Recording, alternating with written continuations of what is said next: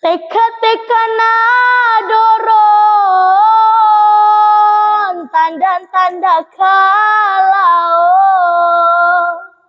ada nama lain, tanda rahimalau.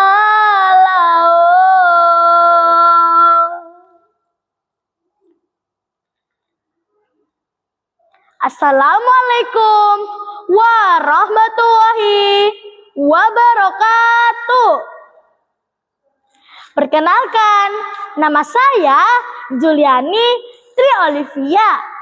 Saya perwakilan dari SDN 17 Pane, Kota Bima. Saya akan menceritakan sebuah dongeng yang berjudul Waduh Tanda Rahi.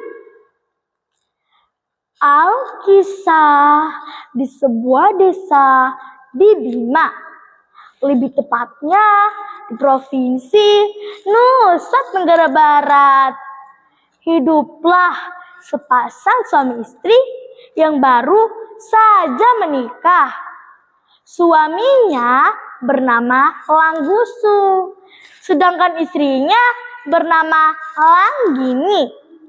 Mata pencarian Langgusu adalah bertani dan melaut.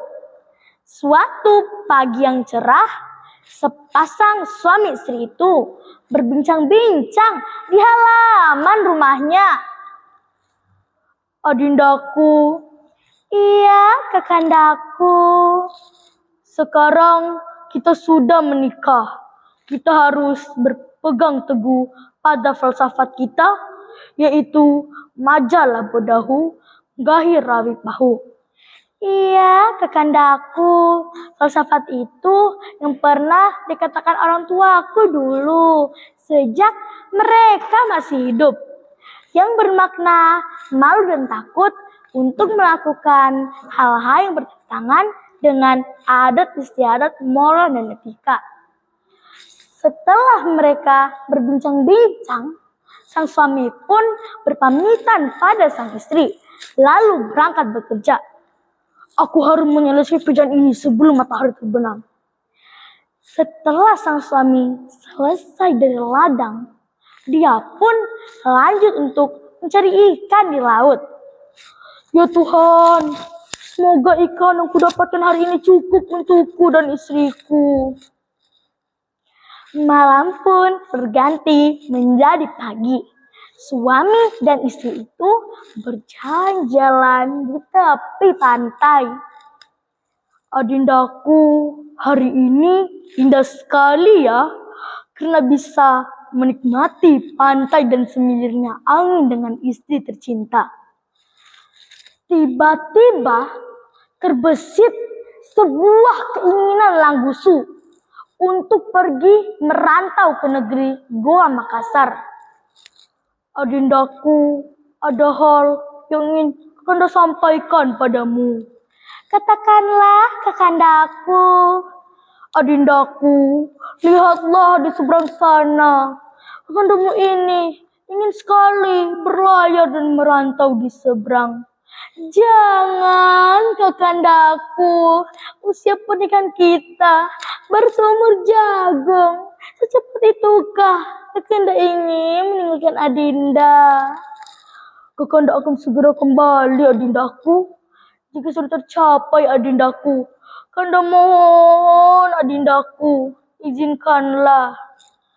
Apakah kakanda tidak merasa iba meninggalkan Dinda sendiri? Dan Dinda juga khawatir dengan keselamatan kanda. Aku takut nanti kan pernah kembali lagi. Jika itu tekad dan ikrarmu kanda, saya rela melepas kepergianmu. Keesokan harinya, Langgini pun mengantar Langgusu ke pelabuhan.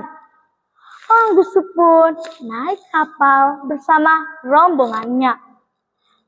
Selamat jalan kanda, selamat jalan kanda, semoga kanda selamat sampai di perantauan. Aduh aku selalu menyertaimu Kanda. Selamat jalan. Seminggu setelah meninggalkan kampung halaman, Langgusu pun tidak pernah memberikan kabar berita. Langgini hanya duduk menunggu di pelabuhan. Kanda, cepatlah kembali Kanda. Aku sangat merindukanmu. Dinda di sini menunggumu. Cepatlah kembali. Hari berganti bulan, bulan berganti tahun. Langgini tetap setia menanti.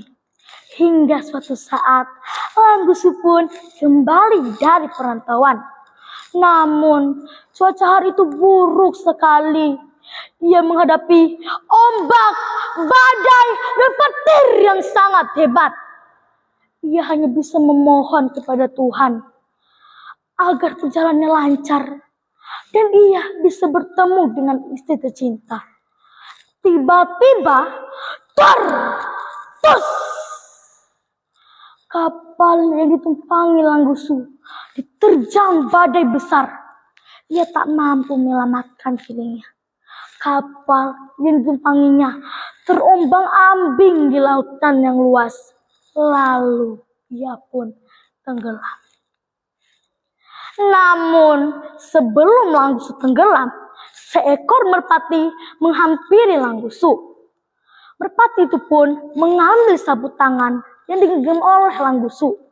Langgusu pun menyuruh merpati itu untuk membawa sabut tangan itu ke Langgini. Merpati itu pun terbang membawa sabut tangan itu ke Langgini. Namun teman-teman, Langgini tidak percaya kepada merpati itu. Langgini hanya terus menangis. Lalu ia naik ke puncak yang tinggi dan duduk di sana sambil memikirkan sumpah yang pernah diucapkan Langgusu dulu. Wahai Tuhan yang Maha Pencipta segala yang ada dan tiada, hanya kepadamu tumpuan harapan yang terakhir. Abadikanlah diriku dengan wujud yang lain, sesuai dengan kehendak-Mu Tuhan, dan akan menjadi kenangan abadi dari generasi ke generasi,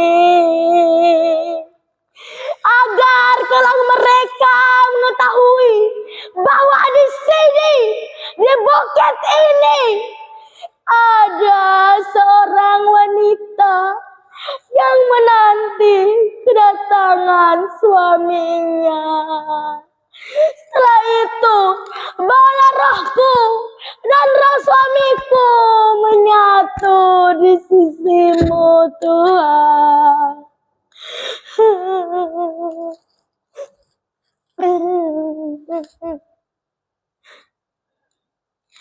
Langgini hanya terus menangis. Sedikit pun ia tidak pernah bergerak. Tiba-tiba hujan badai pun datang. Terus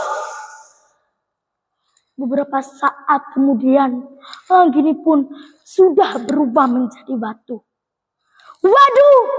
Jerit seorang penduduk Tandarahi dan penduduk lainnya, yaitu teman-teman batu tersebut yang dinamakan Wadun Tandarahi, yang berarti batu itu yang mengenangi suaminya. Demikian dongeng Wadun Tandarahi dari saya. Semoga teman-teman bisa mengambil hikmah di balik cerita ini. Wabillahi taufiq wal hidayah. Wassalamualaikum warahmatullahi wabarakatuh.